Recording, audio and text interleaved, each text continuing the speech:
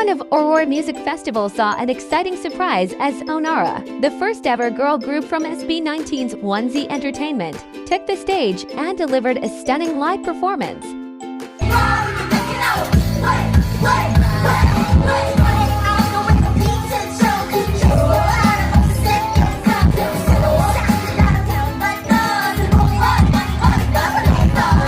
Although their official debut is scheduled for May 15th, Zonara already made a strong impression on festival goers with their energetic and captivating performance. The group, composed of talented young women, showcased their vocal skills and stage presence, leaving the audience buzzing with excitement for their upcoming debut.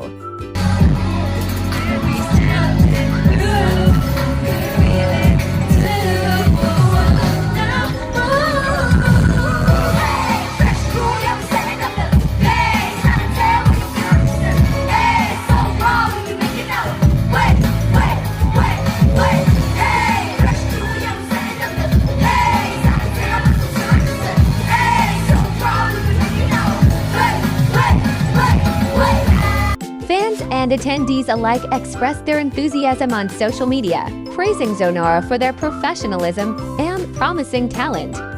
This performance marks a significant milestone not only for the group but also for Onesie Entertainment, as they break new ground in the industry.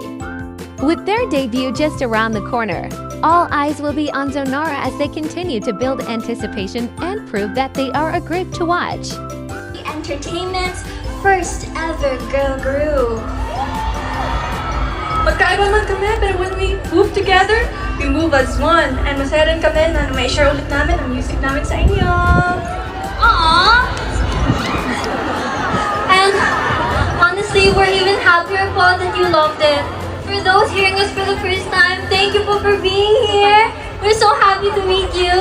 And if it's your second time, thank you po from the bottom of our hearts for all of your support. It means so much to us po.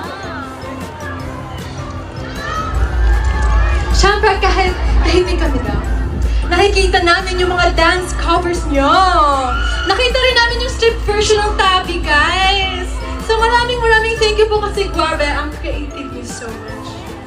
At paulit-ulit po namin yung pinapanood, lahat ng dance covers at edits niyo po sa amin, kaya maraming salamat po.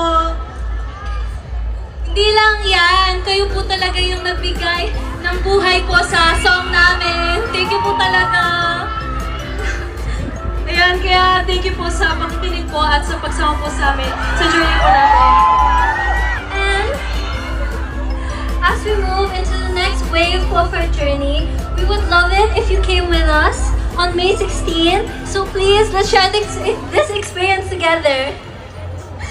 Paparating na kami, kaya i-invite namin kayo lahat sa Zonara's World sa Escolta Street from 12 noon to 10 p.m. Wow! Tagal yun. Yes po, binuo po namin ang Zonara's World para mas nakakonect po kayo sa amin at mapakilala po namin ang sarili namin and yung napagdaan po namin journey. That's right! Isa po itong pop-up market na may fun activities. It's not your usual lunch, guys. And that's a live performance waiting for all of you. At syempre po, mas enjoyable kapag kasama natin yung friends at family natin. Kaya, see you all at Escolta! Wait lang, pero